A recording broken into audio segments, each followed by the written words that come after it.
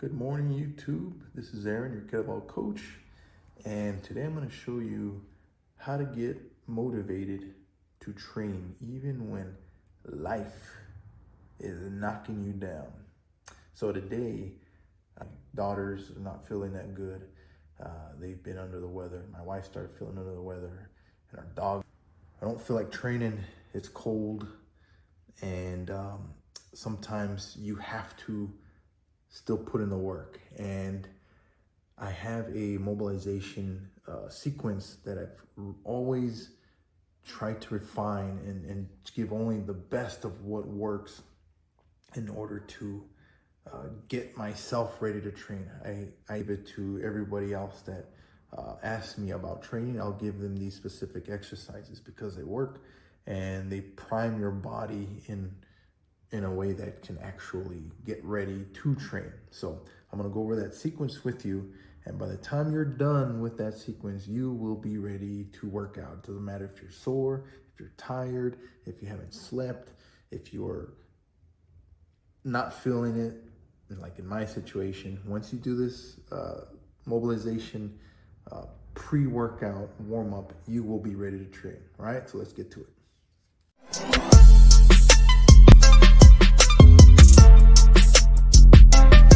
All right, so in order to get ready to work out and be in a position where your joints feel better, you're more motivated to train, and you don't have that morning stiffness that's keeping you from safely training and doing kettlebell work, I go through this mobilization sequence before, and it really helps. So I start off with hanging, where I just hang on a bar. So if you don't have a bar, I would suggest finding a bar. Invest in a pull-up bar or something that you can do some kind of pull-ups, hanging, leg raises on. That investment will be worth your time. It's also very good for decompressing your spine, even down to your sacrum, and definitely your shoulders. You're creating space in your shoulders, allowing more movement and mobility so that you can freely move your humerus through that glenohumeral socket and keep from any impingement happening. So very important for shoulder safety and spine health. The next thing is the dowel circles. So what I'll do is I'll start with my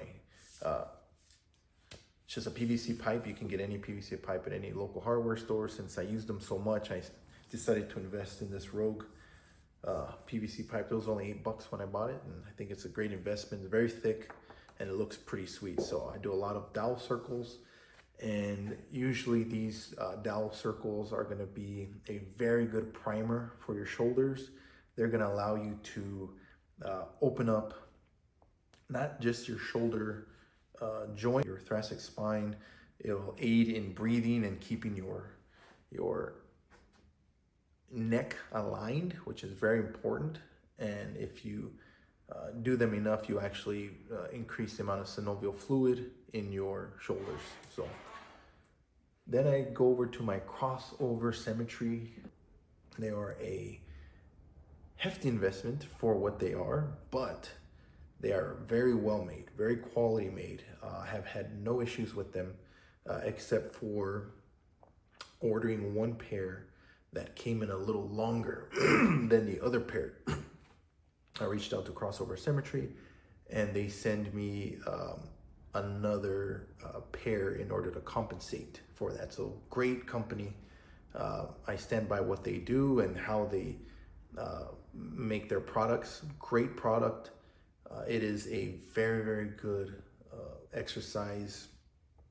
Any bands will work, but with a crossover symmetry, you're getting your money's worth, and very good quality products. So definitely all the crossover symmetry exercises, there's a chart that I have that will show all the exercises to do, which really lends itself to kind of going into the gym, getting it done, and leaving. You don't have to think too much.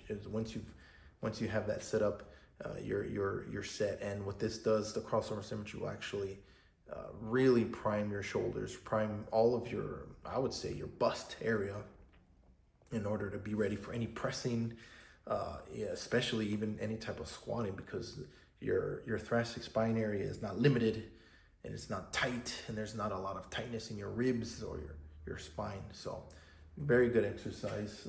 I'll do the lateral steps with the crossover symmetry hip. It's actually called the hip core band, and that's the one we put around your hips. Sometimes I like to put it around my ankles so that I get a lot more activation in my hip area. So I'll work on IR and ER, internal rotation, external rotation, so that I'm also, again, primed for squats and kettlebell swings. Because if you perform kettlebell swings deep enough, you are in a very hinged position, and if you don't have the right hip mobility, you will experience impingement on your hips, and you can, unfortunately, it's already happened to me when I first started and throughout my training. If I do not warm up, if I do not take advantage of what I know, I don't want it to happen to you. So you can get some tears and pinches in your hip area, which is not fun, and it took me almost a year to get over that. So make sure you warm up your hips. All right.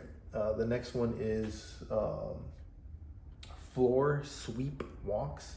I'm walking, but I'm sweeping the floor with one leg in front of the other. In this instant, you are really stretching and warming up in a dynamic way your glutes, your hamstrings, your calves, your lumbar spine, your thoracic spine, your shoulders, your opening and closing, opening and closing. It's a great exercise for mobilizing your whole body. The next one that I do is called the lunge, reach, stretch, or Samson stretch. I love this one because having tight hip flexors is a menace, really. So if you are the type of person that sits a lot, or you just don't stretch them out in general, you will develop tight hip flexors, and that can pull on your lumbar spine, which is going to cause a lot of spine pain, back issues, hip issues. So this exercise allows for a movement, a dynamic movement in a hip flexion, glute stretch, and glute strengthening and hip strengthening fashion. When you stretch to the side, you're also stretching out your lats and your whole side musculature system, which is very important if you want to do any pressing movements. If you want to press and you have a very tight lats, forget about it. It's not going to happen. Those lats are going to keep your arms glued to your side. So that's why I really like that exercise. And we just walk through them all at once, right? The next one is going to be the squat to knee extension. One of the most pivotal exercises that I learned was this exercise. I like to incorporate the squat to knee extension with the kettlebell wedge, or not kettlebell wedge, but the squat, prime squat, goblet squat. And the reason why I like doing that is because it seemingly pulls your femur out of your hip socket enough to allow for more movement, synovial fluid, and to reduce the amount of impingement that you might feel when you go into a deep squat. The knee extension kind of takes that central nervous system overreaction out of a squat when you have very tight hamstrings. So you kind of go into a stretch with your hamstrings and a stretch with your hips. And it's a great exercise for getting into a deep squat. Plus you also warm up your calves and your ankles in this situation. If you point your head up and you make a tall head and you tall spine, that also maps your brain to keep your back in a neutral position, and it's not rounding forward, so you're able to stay as strong as possible in a squat. I love that exercise. The kettlebell wedge is a great one. for, again, really kind of stretching out those hamstrings, really stretching out your upper chest.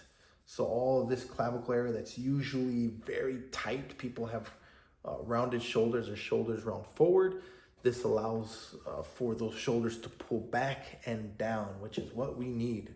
Another good one would be farmer's carry, but usually for me, I would keep something like that towards the end.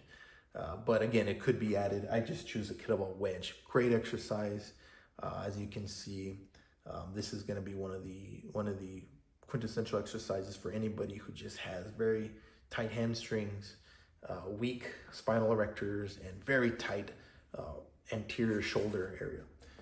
The last one I do is standing marches.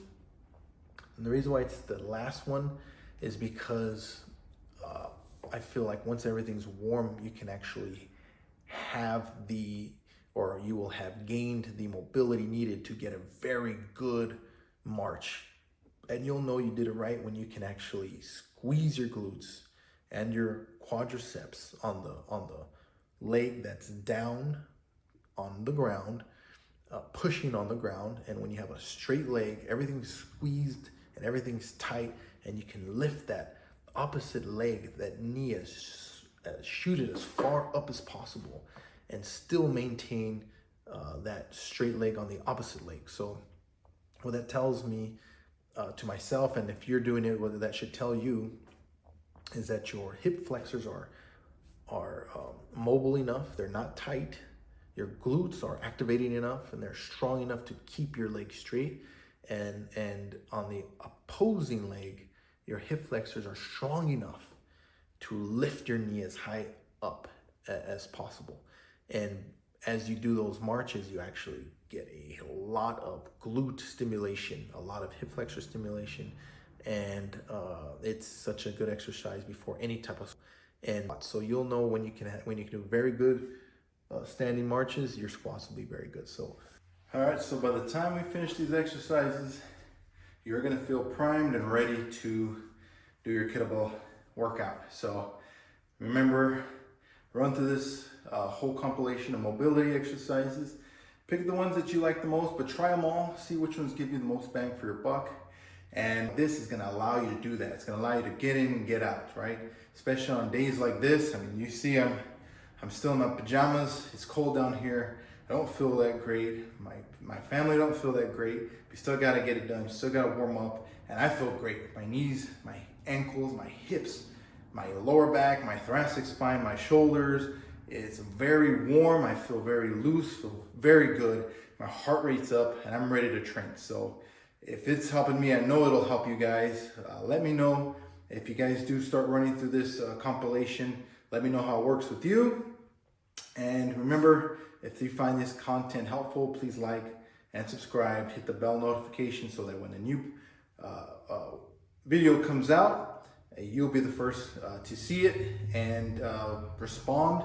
And I'll do my best to answer in as detailed as I can. All right. So God bless you. Remember to pursue your purpose that God created you to pursue. All right.